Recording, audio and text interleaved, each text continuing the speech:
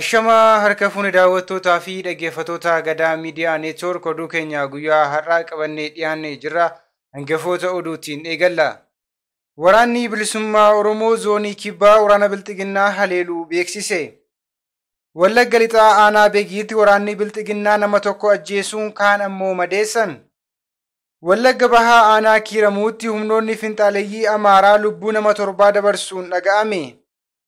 Waraanni bilisummaa Oromoo hidhannoo meeshaa qofa osoo hin taane hidhannoo sammuu hidhatee beekumsa siyaasaatiin qaramaa jira jedhan ajajaan olaanaa waraana bilisummaa Oromoo Marroo Dirribaa. Godina addaa Oromiyaa naannawaa Finfinnee bulchiinsa magaalaa Buraayyuutti bishaan faalamuun dhibee qaqqabsiisaa jira jedhame. Eegdonni daangaa Saawudii godaantota Itoophiyaa hedduu ajjeesan jechuun Human Rights Watch gabaasa baaseen ibse. Kunneen hangafoota oduu turanii amma bal'ina oduutti dabarraa oduu wajjin ana Maanu'eel Laggaati. Waraanni bilisummaa Oromoo zoonii Kibbaa waraana Bilxiginnaa haleeluu beeksise. Kutaalee Oromiyaa iddoo adda addaatti waraanni bilisummaa Oromoo waraana Bilxiginnaa maqaa sakatta'iinsa waraana bilisummaa Oromootiin deemuun uummata daraajaa irratti tarkaanfii jabaa fudhachaa jiraachuu ibse. Haaluma kanaan gaafa hagayya 19 bara 2023 Kibbaa Oromiyaa godina Gujii Lixaa aanaa Galaanaa ganda Hirgaansaa jedhamutti waraana Bilxiginnaa haleeluun hedduu battalatti yoo ajjeessu kaan ammoo madeessuun ibsame. Kana malees bulchaa gandaa tokkoo fi hoogganaa waajjira nageenyaa fayyaatti harkaan qabuun yoo boojuu qawwee AKM8 irraa hiikkachuun mooraa qabsoo bilisummaa Oromoof galii godheera. Godina Wallagga Lixaa aanaa Beegiitti waraanni Bilxiginnaa nama tokko yoo ajjeesan kaan ammoo madeessan. Ajjeechaa fi dararaan waraana mootummaa Bilxiginnaatiin ilmaan Oromoo irratti raawwatu akkaan jabaatee itti fufee jiraachuun ibsame. Haaluma kanaan gaafa hagayya 19 bara 2023 godina Wallagga Lixaa aanaa Beegii ganda Accoo Hordaa jedhamutti waraana bilisummaa Oromoo tarkaanfii jabaa waraana Bilxiginnaa irratti fudhateen hedduu ajjeesuu fi kaan madeessuun ni yaadatama. Loltoonni Bilxiginnaa lola kana irratti waan mo'amaniif namoota nagaatti dhokaasuun nama maqaan isaanii Admaasuu Qannoo jedhamuu fi abbaa ijoollee lama rasaasa 3 rukutuun kan ajjeesan yoo ta'u, barsiisaa Addisuu Kibbabuu ammoo rasaasaan rukutuun madeessaniiru. Barsiisaa Addisuu yaala olaanaaf hospitaala Beegii ciibsamuu yaalamaa kan jiru ta'uu maddeen keenya dabaluun himaniiru. Godina Wallagga Bahaa aanaa Kiiramuutti humnoonni finxaaleeyyii Amaaraa lubbuu namoota 7 dabarsuun dhaga'ame. Gaafa hagayyaa 14 bara 2015 akka lakkoofsa Itoophiyaatti godina Wallagga Bahaa aanaa Kiiramuu ganda Caffee Guddinaa Araddaanoolee iddoo addaa Gurraa jedhamu keessatti humnoonni finxaaleeyyii Amaaraa ilmaan Oromoo 5 haala suukkanneessaan qalanii ajjeesuun dhaga'ameera. Namoota ajjeefaman 5 kana keessaa 3 miseensota maatii tokko akka ta'anis odeessni qaqqabe ni addeessa. Kana malees qe'ee fi qabeenya nama hedduu barbadeessuun kaan ammoo guurratanii deemuunis ibsameera. Oduudhuma wal fakkaatuun achuma aanaa Kiiramuu ganda Baddeessaa keessatti ammoo humnoonni finxaaleeyyii kunneen qonnaan bultoota 2 ajjeesaniiru. Qonnaan bultoonni kun ganda tokkummaa qoqqoffeetti baqachuun qe'ee fi qabeenya isaanii ilaaluuf osoo deemanii humnoota finxaaleeyyii kanaan akka ajjeefaman maddeen keenya himaniiru. Aanaa Kiiramuu dabalatee aanaaleen godina Wallagga Bahaa fi Horoo Guduruu jalatti argaman haleellaa faannootii waggaa 2 asitti hedduu miidhamaa jiru.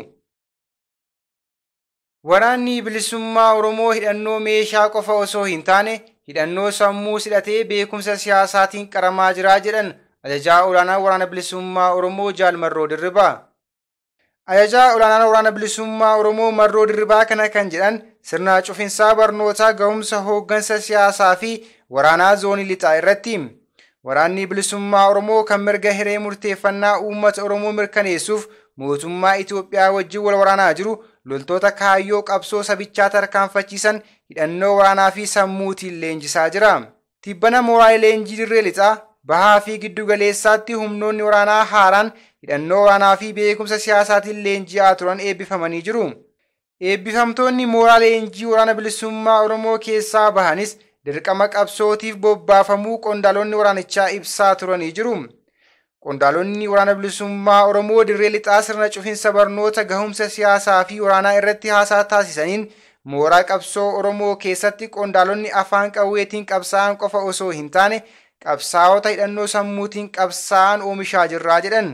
Qondaalota waraana bilisummaa Oromoo Dirree Lixaa keessaa Eebbisaa namni jedhamu haasaa taasiseen kaayyoo qabsoo Oromoo galmaan gahuuf barnoonni hidhannoo sammuu fi barnoonni qondaalummaa mooraa qabsoo Oromoo sirriitti barbaachisaa jedhe.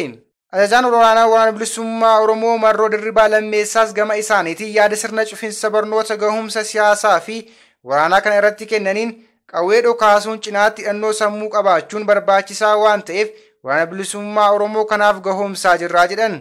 Waraanni bilisummaa Oromoo beekumsa siyaasaa fi waraanaa Oromoo Oromummaa fi Oromoof ta'uuf barataa jira kan jiran ajajaa olaanaa waraana bilisummaa Oromoo Marroo Dirribaa hiriyeewwan injifannoo sababa adda addaatiin kanaan dura harkaa bahan akka hin uumamneefidha jedhan. Godina addaa naannawaa Finfinnee bulchiinsa magaalaa Buraayyuutti bishaan faalamuun dhibee adda addaa qaqqabsiisaa jira jedhame. Jiraattonni magaalaa Buraayyuu yaada gadaa miidiyaa neetworkiif kennaniin akka ibsanitti bishaan faalamuun yeroo ammaa kanatti dhibee garaa garaatiif saaxilamaa jirra jedhaniiru. Qaamni dhimmi ilaallatus ta'e bulchiinsi magaalattii sagalee guddiftuun hawaasa gidduu deemanii bishaan faalamee akka jiru ibsuudhaan alatti furmaata waa tokko akka hin argamsiisin maddeen kun dabaluun himaniiru. Sababa bishaan faalamee kanaan yeroo ammaatti namoonni dhibee garaa garaatiif saaxilamaa jirus jedhameera. Eegdonni daangaa Saawudii godaantota Itoophiyaa hedduu ajjeesan jechuun Human Rights Watch gabaasa baaseen ibse. Dhaabbati mirga namaaf falmu Human Rights Watch gabaasa haaraa baaseen eegdonni Saawudii daangaa Yemen irratti godaantota Itoophiyaa jumlaan ajjeesuu himeera. Gabaasni kun akka jedhutti namoonni dhibbaan lakkaa'aman baay'een isaanii lammiilee Itoophiyaa kan ta'an Yemen biyya waraanaan miidhamte qaxxaamuranii Saawud Arabiyaa galuuf yommuu yaalan rasaasaan ajjeefaman. Godaantonni qaamni isaanii sababa rasaasaan muramee akka jiranii fi reeffa namoota daandii irratti hafe arguu isaanii himaniiru. Saawud Arabiyaan kanaan dura ajjeechaan kun karooraan raawwatameera jechuun himata irratti dhiyaate haaltee turte. Gabaasni Human Rights Watch mata duree They Fired on Us Like Rain rasaasa akka bokkaatti nurratti roobsan jedhuun ba'e godaantonni daangaa kaaba Yemen Saawud Arabiyaa waliin qabdu irratti poolisii fi loltoota Saawudiitiin rasaasaan rukutamuu fi yeroo tokko tokko ammoo meeshaa dho'uun akka irratti xiyyeeffatame irratti ragaa ba'uun waan dubbatan of keessaa qaba.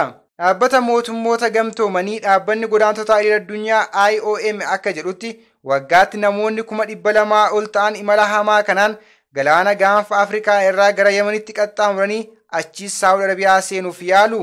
Dhaabbileen mirga namoomaa namoonni hedduun imala isaan irratti hidhaa fi reebichi akka isaan mudatu dubbatu. Imalli galaanarraa qofti balaa guddaa qaba. Torban darbe qarqara galaanaa Jibuutiitti dooniin tokko dhidhimee godaantonni 24 ol achi buuteen isaanii dhabamuu gabaafameera. Yemen keessatti daandiiwwan godaantonni fayyadaman gurguddoon awwaala namoota karaa irratti du'aniin kan guutanidha.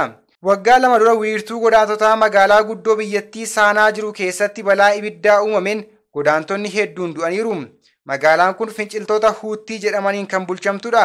Miidhaan gabaasa Human Rights Watch haaraa kana keessatti ibsame garuu guddinni fi uumamni isaa addadha. Gabaasni kun amajjii haga waxabajjii bara 2022 kan hammate yoo ta'u taateewwan garaa garaa meeshaa dho'insaa 28 fi dhukaasa dhiyoo 14 bal'inaan kan ibsudha.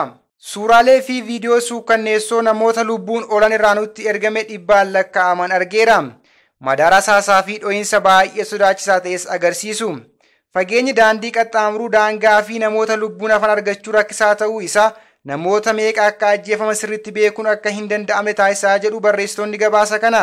Yoo xiqqaate namoota 655 jenna garuu 1000 kan lakkaa'aman ta'uu hin ooluu jetti Hardiman. Miidhaan raawwatame bal'aa fi karoorfamaa akkasumas yakka dhala namaa irratti raawwatamu ta'uu akka danda'u qabatamaan agarsiifneerraa jetti. Gabaasni ajjeechaa humnoota nageenyaa Saawudiitiin daangaa kaabaa irratti raawwatame jalqaba kan ba'e onkololeessa bara darbee xalayyaa ogeeyyiin United Nation mootummaa Riyaaditti barreessan irrattidha. Ogeessonni kun ajjeechaa bal'aa karoorfama fakkaatu, ajjeechaa qaxxaamura daangaa, meeshaa waraanaa gurguddaa fi xixiqqaa humnooti nageenyaa Saawudii godaantota irratti dhokaasu jechuun xalayyaa isaan irratti ibsaniiru. Himannaan kun suukkanneessaa ta'us xalayyaan kun baay'inaan osoo hin gabaafamin hafe. Mootummaan Saawudii himannaa kana sirriitti akka ilaalu ibsuun ajjeechaan kun karoora yookaan bal'inaan kan raawwatamedha jechuun kan United Nation ibse garuu kuffiseera. Egaan kabajamtoota daawwattootaa fi dhaggeeffattoota Gadaa Miidiyaa Neetwork oduu fi odeeffannoo dabalatee qophiilee Gadaa Miidiyaa Neetwork kanneen biroo karaa toora YouTube chaanalii Gadaa Miidiyaa Neetwork subscribe like gochuun nu hordofuu hin dagatinaa jecha oduun guyyaa har'aaf qabadhee dhiyaadhee kana fakkaata ture ana wajjin sa'aatii oduutti walitti deebina. Hangasittuu qophiilee Gadaa Miidiyaa Neetwork kanneen biroo wajjin turtii gaarii.